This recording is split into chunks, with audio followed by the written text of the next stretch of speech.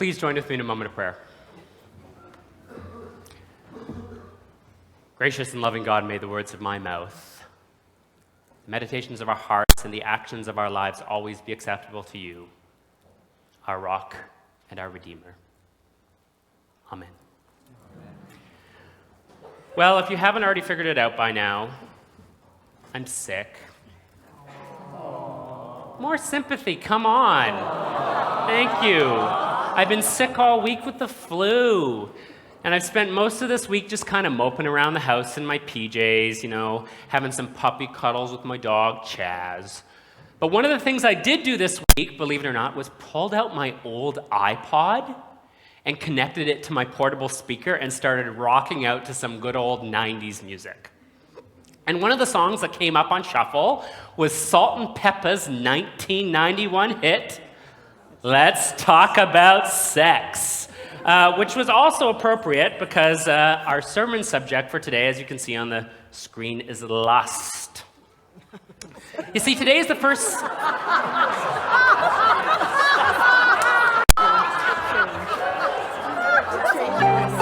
Pardon me? To what? Oh, change to I'll say yes. Okay, well that makes sense. I didn't even notice that. But our sermon topic is lust because today is the first Sunday in a 7-part sermon series on the 7 deadly sins. And as you can see, our first one is lust.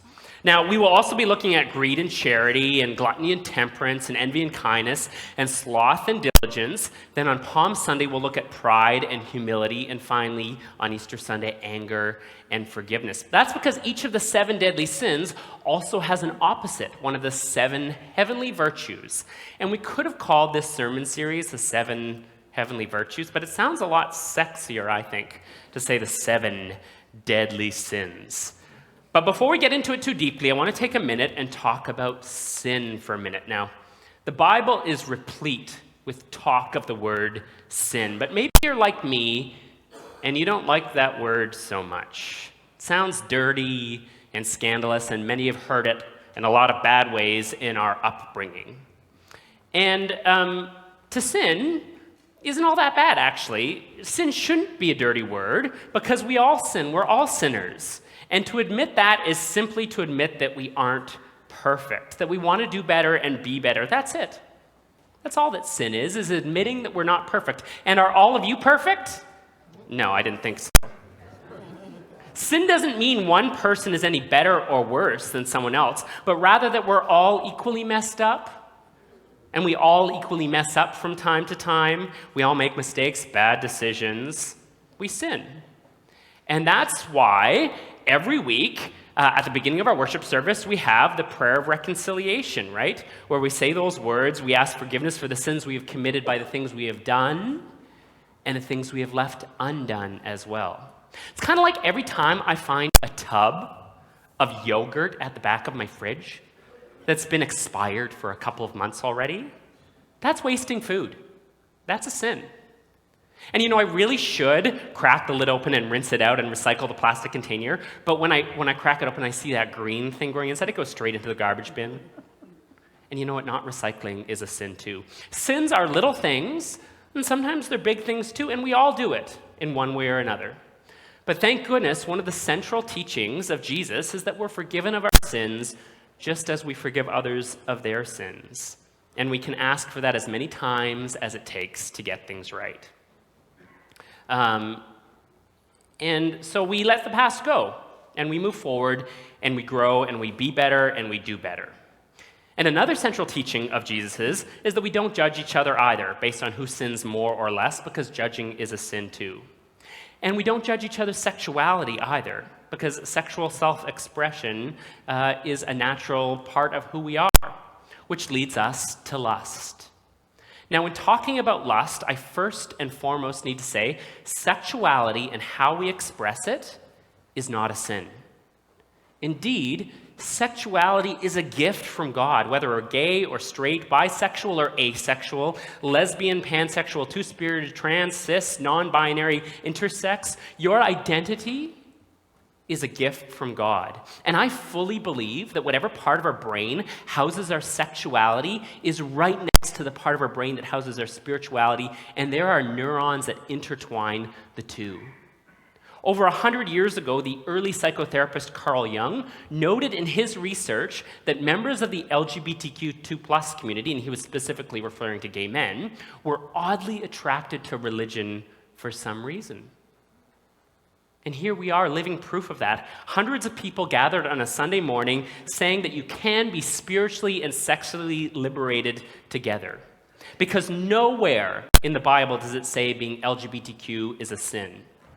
In the book of Genesis, the sin of Sodom is being unwelcoming. In the book of Leviticus, people are told to reproduce as much as they possibly can because of a high infant mortality rate. In Paul's letters, practices of coercive sex, non-consensual relations, and the abuse of children are rightfully condemned. But nowhere in the Bible does it say that consensual same-gendered relationships are sinful. But in many places in the Bible, it talks about the sin of lust, which is why it breaks my heart that so many Christians demonize the LGBTQ community while turning a blind eye to the epidemic of sexual abuse in our world, especially in the church.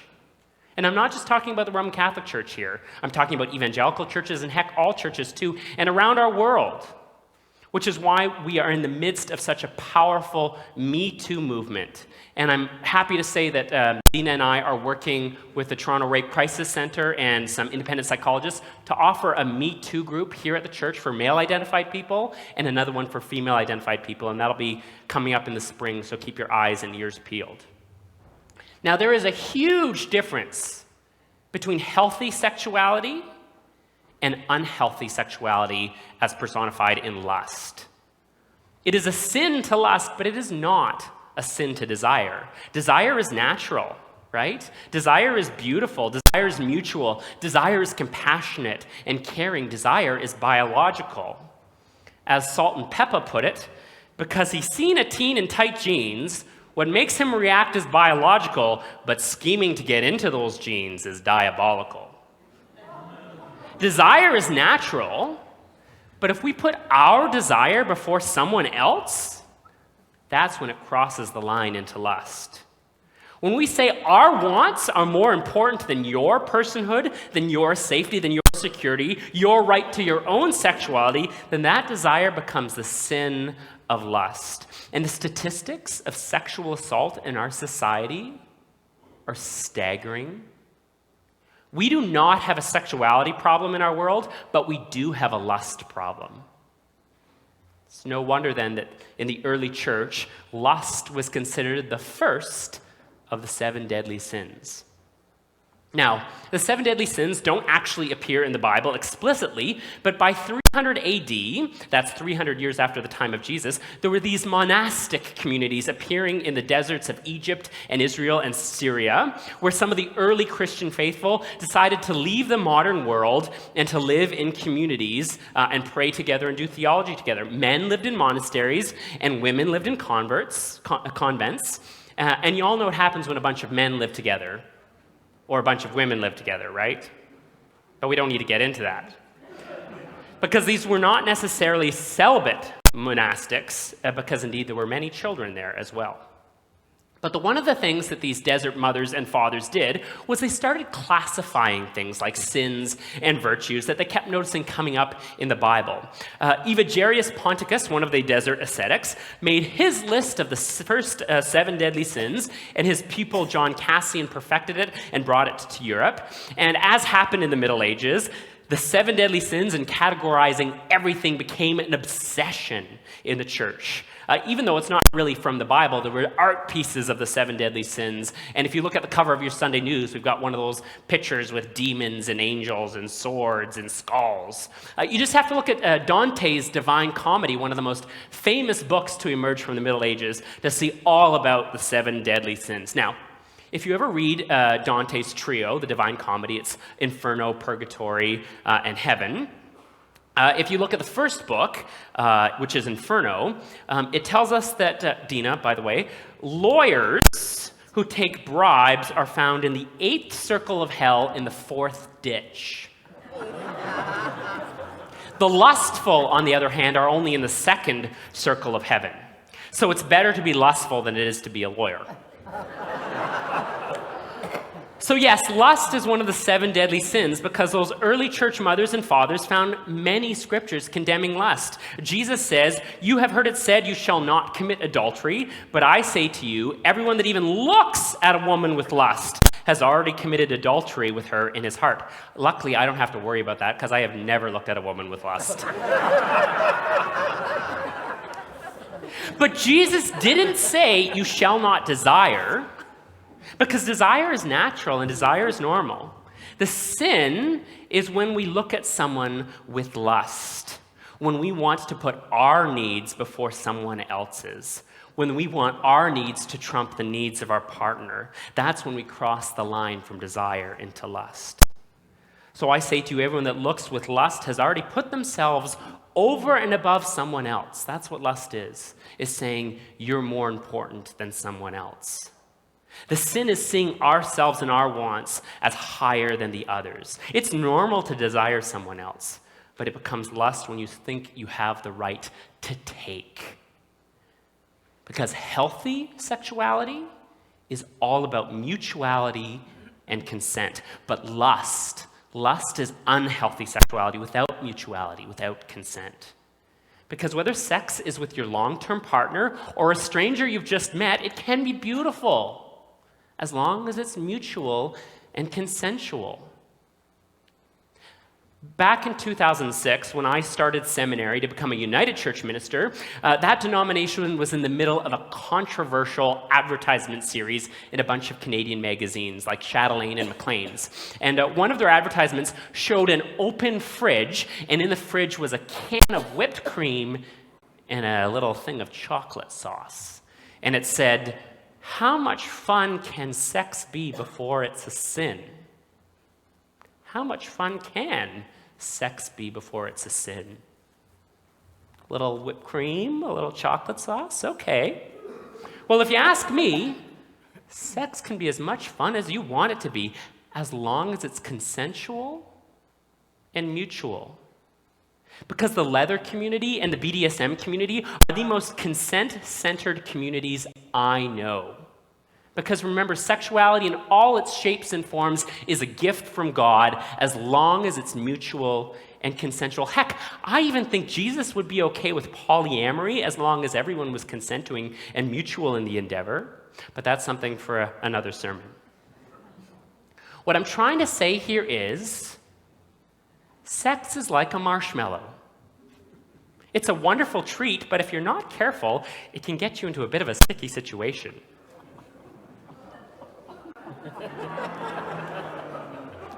Because as the Stanford Marshmallow experiment on delayed gratification showed, even though we know we should wait for the reward, and it'll be much better if we do, sometimes we just can't help ourselves, and we choose instant gratification. Sometimes we choose short-term gain, even though we full well know it will result in long-term pain.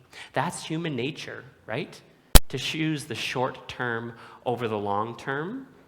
And that's when desire so easily slips into lust. And by the way, this sermon is as much for me as it is for anyone else, because Lord knows I struggle as much as anyone to find a healthy sexuality in my own life.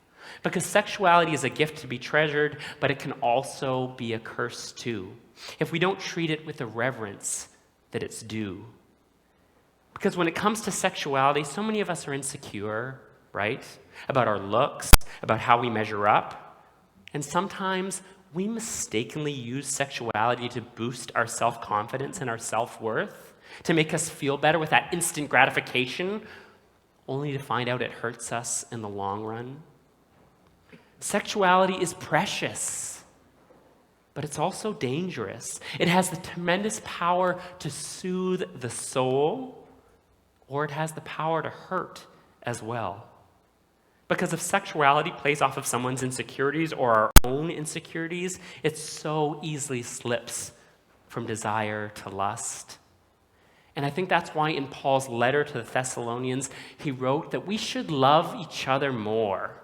Now, concerning love, you do not need to have anyone write to you, for you yourselves have been taught by God to love one another. And we urge you, beloved, to do so more and more. Love more.